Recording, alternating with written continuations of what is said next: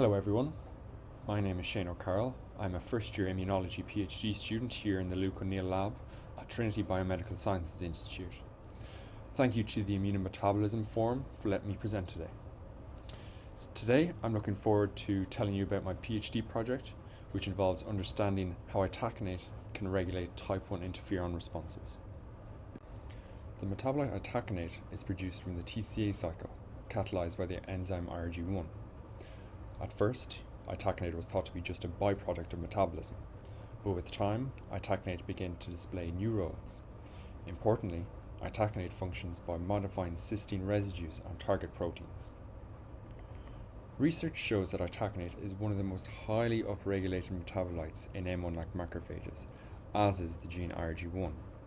Also, research from our lab shows that itaconate is an anti-inflammatory metabolite by modifying cysteine residues on KEAP1. This modification liberates NRF2 and allows it to induce the transcription of anti-inflammatory genes. And finally, a paper showed IRG1 knockouts had reduced type 1 interferon responses when compared to wild types. The ability to regulate interferon responses is important in many disease states, such as in viruses like SARS-CoV-2, and in treating autoimmune diseases such as systemic lupus erythematosus and other interferonopathies.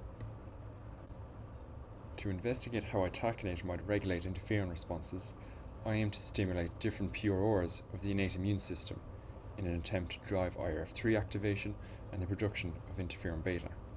To do this, I got a plate of BMDMs and pre-treated them for 6 hours with either itaconate or the control PBS.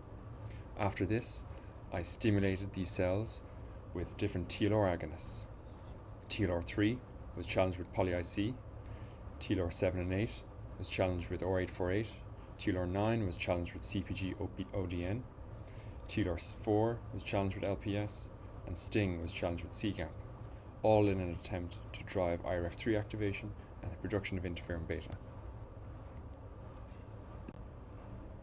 Looking at results for interferon beta ELISA, it seems that itaconate alone, without any TLR ligand, might be able to drive interferon beta production compared to PBS.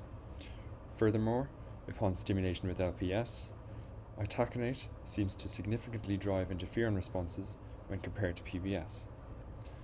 This pattern seems to repeat itself throughout the different TLR agonists, including poly-IC, where itaconate is increased compared to PBS,